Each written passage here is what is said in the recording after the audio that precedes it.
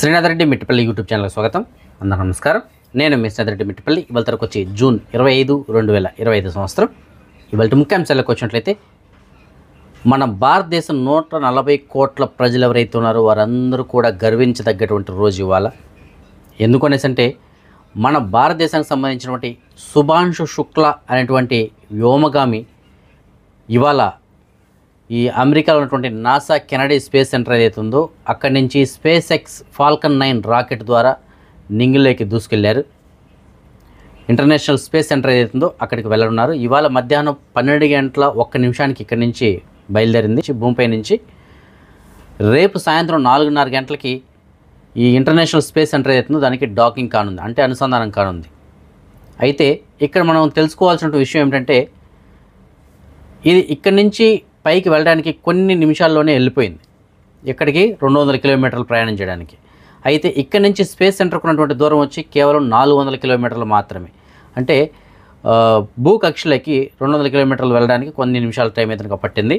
అయితే అక్కడి నుంచి ఈ ఇంకొక 200 కిలోమీటర్లు వెళ్ళి ఇంటర్నేషనల్ స్పేస్ సెంటర్ ఏదైతే ఉందో దానికి అనుసంధానం అవ్వడానికి 28 గంటలు అయితే టైం పడుతుంది.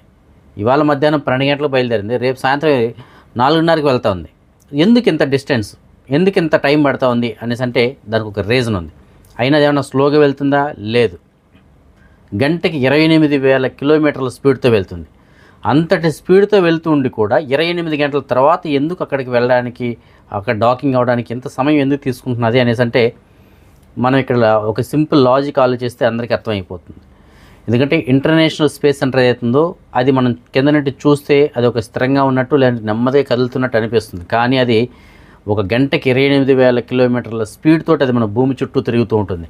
అంత స్పీడ్ తోటి అది తిరిగితేనే అది భూ గురుత్వాకర్షణ శక్తిని తట్టుకొని తిరగగలదు, లేదంటే భూమి లాగేస్తుంది, కింద పడిపోతుంది వచ్చి. సో అంతటి స్పీడ్తో వెళ్తున్నటువంటి ఆ ఇంటర్నేషనల్ స్పేస్ సెంటర్ని ఇది వెళ్ళి డాకింగ్ అంటే అనుసంధానం అవ్వాలి అనేసి అంటే ఇది కూడా అదే స్పీడ్తో వెళ్ళాల్సి ఉంటుంది. సో ఇప్పుడు 200 కిలోమీటర్ల దగ్గరికి వెళ్ళిపోయింది. సో ఇక్కడి నుంచి ఇంకా అది స్పీడ్ అందుకొని 28,000 కిలోమీటర్ల స్పీడ్ తోటి దాని వెనకంటే వెళ్ళి రేపు సాయంత్రం 4:30 గంటలకి కరెక్ట్గా దానికి డాకింగ్ అవుతుంది. అదే కీలకమైనటువంటి ఘట్టం. ఎందుకంటే అక్కడ ఏ మాత్రం తేడా వచ్చినా సరే ఇబ్బంది పడాల్సి వస్తుంది. సో రేపు ఏదైనప్పటికీ ఈ యాత్ర అయితే ఇంకా విజయవంతం కావాలని చెప్పేసి అందరూ ఆశిస్తున్నారు. రేపు సాయంత్రం 4:30 గంటలకి అక్కడికి చేరుకొని ఉన్నారు. అక్కడ 14 రోజుల పాటు ఉండనున్నారు. 14 రోజుల తర్వాత మళ్ళీ తిరిగి భూమికి ఎదురుగా చేరుకున్నారు. ఈ 14 రోజుల్లో చాలా ప్రయోగాలు అయితే చేరున్నారు. ఈయన ఒక్కరే వెళ్ళలేదు, ఈయనతో పాటు మరొక 3 కూడా వెళ్ళడం జరిగింది. సో ఈ 4 కూడా అక్కడ కొన్ని ప్రయోగాలను నిర్వహించిన తర్వాత 14 రోజుల తర్వాత మళ్ళీ తిరిగి భూమికి ఎదురుగా చేరుకోనున్నారు. ఇంకొక ఘనత ఏమిటంటే మన భారతదేశం తరపున ఇంటర్నేషనల్ స్పేస్ సెంటర్కి వెళ్తున్నటువంటి మొట్టమొదటి వ్యక్తిగా ఇతనికి రికార్డు ఇతనికి దక్కుతుంది ఇప్పుడు. అలాగే స్పేస్లోకి మన భారతదేశం తరపున అడుగుపెట్టినటువంటి 2వ వ్యక్తిగా ఈయనకి ఘనత దక్కనుంది. ఎందుకంటే గతంలో రాకేష్ శర్మ గారు 40 సంవత్సరాల క్రితం అంతరిక్షంలోకి వెళ్ళడం జరిగింది. దాని తర్వాత ఈయన. సో ఇది 2వ వ్యక్తి అనమాట. సో ఇదొక రికార్డు. అలాగే ఇంటర్నేషనల్ స్పేస్ సెంటర్లోకి ఇంతవరకు మన భారతీయులు ఎవరు వెళ్ళలేదు, మొట్టమొదటిసారిగా ఈయన వెళ్తున్నారు. అది కూడా ఒక రికార్డు అని చెప్పేసి మనం చెప్పుకోవాలి. సో ఈ యాత్ర అనేది విజయవంతం కావాలని చెప్పేసి మన భారతదేశం 140 కోట్ల ప్రజలందరూ కూడా ఆశిస్తున్నారు. అలాగే మన భారతదేశ ప్రధానమంత్రి కావచ్చు, అలాగే మన రాష్ట్రపతి గారు కావచ్చు, మిగతా రాజకీయ నాయకులు కావచ్చు, ప్రముఖులు కావచ్చు, అందరూ కూడా ఈ యాత్ర విజయవంతం కావాలని చెప్పేసి ఆశిస్తున్నారు. రేపటి రోజుకి ఒక స్పెషల్ ఉంది. ఆ విషయం మీకు అందరికీ తెలుసు కదా. Islamic new year Hijri 1447. ఈ ఇస్లామిక్ న్యూ ఇయర్ సందర్భంగా రేపు ప్రభుత్వ రంగ సంస్థలన్నిటికీ సెలవు అయితే ఉండనుంది. సో అందులో భాగంగానే బ్యాంకులు ఏవైతే ఉంటాయో ఆ బ్యాంకులకు కూడా సెలవు ప్రకటిస్తున్నట్లు బ్యాంకింగ్ అసోసియేషన్ వాళ్ళు తెలియజేశారు. సో కువైట్లో రేపు బ్యాంకులకు సెలవు ఉంది. సో రేపు గురువారం, అలాగే శుక్రవారం, శనివారం యథావిధిగా సెలవులు అయితే ఉంటాయి. తిరిగి మళ్ళీ ఆదివారం అంటే జనవరి 29వ తారీఖు నుంచి బ్యాంకులు వారి యొక్క సేవలు మళ్ళీ మనకి అందించడం జరుగుతుంది. సో బ్యాంకు వర్క్ ఏదైనా ఎవరికైనా ఉంటే కనుక రేపు గురువారం, శుక్రవారం, శనివారం వరుసగా 3 రోజుల సెలవులు ఉన్నాయి. మళ్ళీ తిరిగి మనకి ఆదివారం నుంచి ఆ సేవలు అయితే అందుబాటులో ఉంటాయి. కువైట్కి సంబంధించిన ఒక పౌరుడు సోషల్ మీడియాలో ఒక వీడియోను పోస్ట్ చేశాడు. అయితే చివరికి పోలీసులకు పట్టుపడ్డాడు. ఇంతకీ ఏ వీడియో పోస్ట్ చేశాడు ఏమిటని మనం చూసుకున్నట్లయితే ఆ వీడియో ఎలా ఉంది అనేసి అంటే అసమ్మతిని ప్రేరేపించే సామాజిక విలువలను అపహాస్యం చేసేటువంటి వీడియో లాగా ఉందన్నమాట. సో అలాంటి వీడియోని పోస్ట్ చేయడం ద్వారా అది సోషల్ మీడియాలో కొద్దిగా వైరల్ అవడంతో కువైట్కి సంబంధించినటువంటి మినిస్టర్ ఆఫ్ ఇంటీరియర్కి సంబంధించినటువంటి భద్రతా అధికారులు ఎవరైతే ఉంటారో వాళ్ళు ఆయన అదుపులో తీసుకోవడం జరిగింది. అతను కూడా పోస్ట్ చేసినట్లు ఒప్పుకున్నాడు. అతనిపైన ప్రస్తుతానికి చట్టపరమైన చర్యలు కూడా తీసుకుంటున్నట్లు అలాంటి తీసుకున్నట్లు కూడా తెలియజేస్తున్నారు. అలాగే జాతీయ ఐక్యతకు ముప్పు కలిగించే లేదా ద్వేషపూరిత ప్రసంగాల్ని ప్రోత్సహించేటువంటి వీడియోలు ఏవైనా సరే లేదు ఎలాంటివైనా సరే సోషల్ మీడియా వేదికగా ఎవరైనా సరే ప్రచారం చేసినట్లయితే వారిపైన కఠినమైనటువంటి చర్యలు తీసుకోబడుతుందని చెప్పేసి తెలియజేస్తున్నారు. కాబట్టి మనలో కూడా ఎవరైనా సరే సోషల్ మీడియా ఉంది కదని చెప్పేసి ఇష్టానుసారంగా వాడకండి. అందులో మనం బయట దేశాల్లో ఉన్నాం. కువైట్ లాంటి దేశాల్లో చట్టాలు చాలా కఠినంగా ఉంటాయి. సో ఇక్కడ దేశాన్ని మనం కించపరిచేలా కానీ అలాగే ఇక్కడ ఉన్నటువంటి నాయకుల్ని కించపరిచేలా కానీ మనం ఎట్టి పరిస్థితుల్లో మాట్లాడకూడదు, దూషించరాదు, వీడియోలు పెట్టరాదు. మన దేశంలో అయితే అది వేరే లెక్క. ఒకరినొకరు దూషించుకోవడం, తిట్టుకోవడం, కొట్టుకోవడం కామన్. మళ్ళీ పట్టుకుంటుంటారు, వదిలేస్తుంటారు, జైలుకి వెళ్తుంటారు, వస్తూ ఉంటారు, అవన్నీ ఓకే. కానీ ఇక్కడ అలాంటివి చేస్తే మాత్రం చాలా కఠినంగా ఉంటాయి శిక్షలు. కాబట్టి మనం ఏదో పని చేసుకోవడానికి వచ్చాం, పని చేసుకుని వెళ్తే అంతవరకు బాగుంటుంది. సో ఇక్కడి రాజకీయాల్లో కానీ ఇక్కడ నాయకులు కానీ ఇక్కడ దేశాన్ని కానీ మనం ఏదైనా సరే అసభ్యంగా మాట్లాడడం కానీ దూషించడం కానీ లేదంటే ఇతర ఏదైనా సరే వాళ్ళకి వ్యతిరేకంగా మనం కానీ చేసినట్లయితే మనం కూడా కష్టాలు పాలవడానికి అవకాశాలు ఉంటాయి. కాబట్టి ఇలాంటి విషయాల్లో కొద్దిగా మనం జాగ్రత్తగా ఉంటే మంచిది.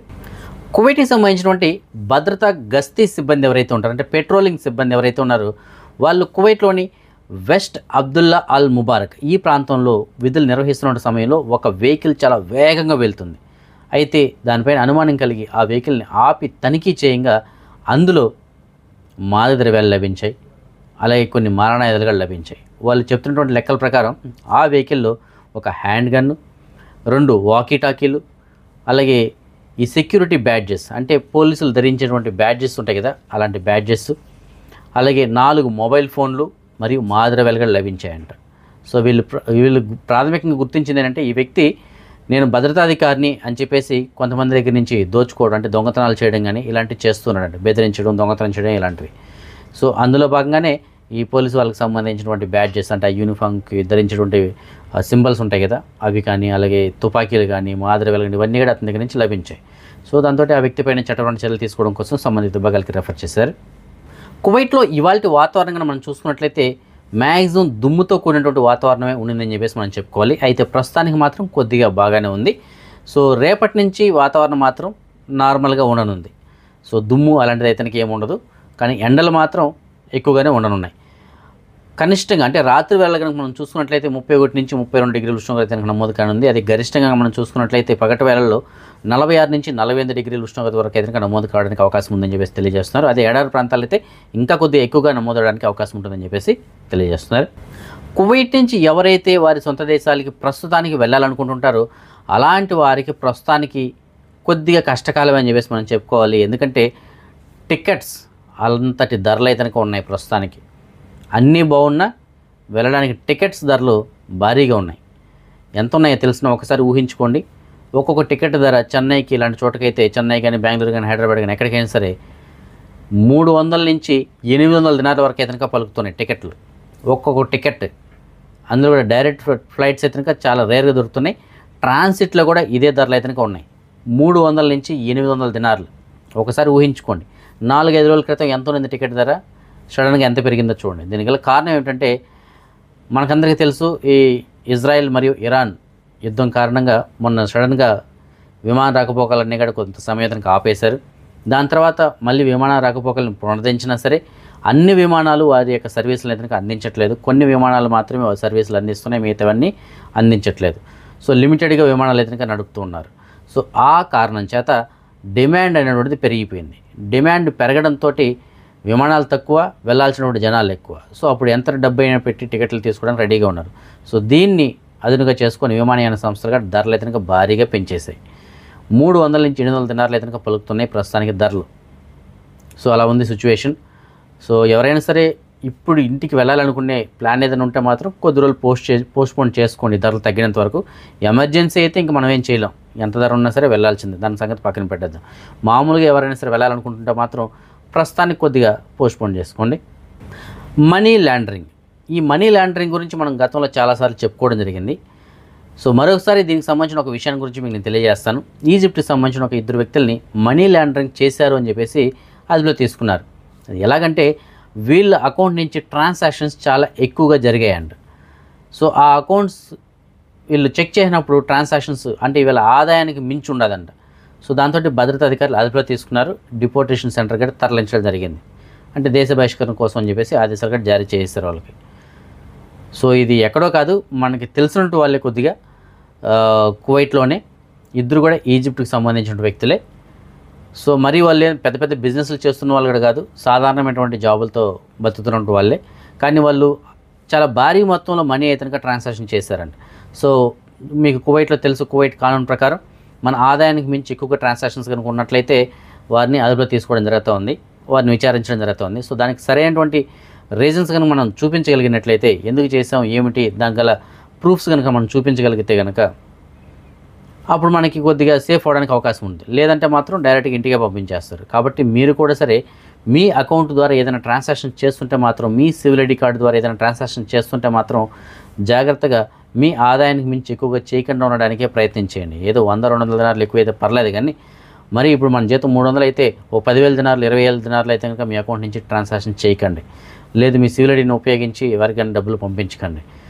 ఒకేసారి పంపించుకోండి. నెల రోజుల్లో మీరు ఎప్పుడు పంపించినా సరే అది ట్రాక్ చేయడం జరుగుతుంది, ఎందుకు ఇంత అమౌంట్ ట్రాన్సాక్షన్ జరుగుతుందని చెప్పేసి. కాబట్టి మీ అమౌంట్ అలాగే మీకు సంబంధించిన వాళ్ళ ఫ్రెండ్స్ కానీ రిలేటివ్స్ కానీ ఎవరిదైనా సరే మీ సివిల్ ఐడి కార్డు ద్వారా పంపించేటప్పుడు అనుకుంటే మాత్రం కొద్దిగా ఆలోచించుకోండి. ఏదో తక్కువ అమౌంట్ అయితే పర్లేదు, కానీ ఎక్కువ అమౌంట్ కనుక పంపిస్తున్నట్లయితే ఈ విధంగా పట్టుకోవడానికి అవకాశాలు ఉంటాయి. పట్టుకుంటే డైరెక్ట్గా ఇప్పుడు దేశ బహిష్కరణే. కాబట్టి డబ్బులు పంపించే విషయంలో మాత్రం కొద్దిగా జాగ్రత్తగా ఉండండి. ఇవాళ ఆలం దివ్యశ్రీ అనేటువంటి పాప పుట్టినరోజు జరుపుకోవడం జరుగుతుంది. ఈ పాపకి పుట్టినరోజు శుభాకాంక్షలు తెలియజేస్తుంది తల్లిదండ్రులైనటువంటి ఆలం హరినారాయణ మరియు ఆలం సుభాషిణి గారు. ఈ పాపతో పాటుగా ఇంకా ఎవరైనా మన సబ్స్క్రైబర్స్ యొక్క పిల్లలు వాళ్ళ పుట్టినరోజు జరుపుకుంటుంటే వారికి కూడా నా తరపున అలాగే మన ఛానల్ సబ్స్క్రైబర్స్ అందరి తరపున పుట్టినరోజు శుభాకాంక్షలు. అదే మనం ఈ మనీ ఎక్స్చేంజ్ విషయానికి వచ్చినట్లయితే ప్రస్తుతానికి ఒక కువైట్ దినార్ మన భారతదేశం రూపీస్లో సుమారుగా 280 రూపాయలుగా ఉంది. బంగారం విషయానికి వచ్చినట్లయితే మాలియాలో ఉన్న సూకల్ వతియాలో ఉన్నటువంటి షాప్ నెంబర్ 121లో ఉన్న ఎఫ్కే జ్యువెలర్స్ వాళ్ళు మనకు అందించిన సమాచారం మేరకు 22 క్యారెట్ల బంగారం ప్రస్తుతానికి 1 గ్రామ్ ధర 30 దినార్ల 324 బిల్స్గా ఉంది. అదే 24 క్యారెట్ల బంగారం అనగా బిస్కెట్ల రూపంలో బంగారం ప్రస్తుతానికి 1 గ్రామ్ ధర 33 దినార్ల 69 బిల్స్గా ఉంది. సో ఈ ఫ్రెండ్స్ ప్రస్తుతానికి అప్డేట్స్. రేపు రాత్రి 9 గంటలకు వచ్చిన వీడియోలో మరిన్ని అప్డేట్స్ కలుసుకుందాం. అంతవరకు సెలవు. జై హింద్.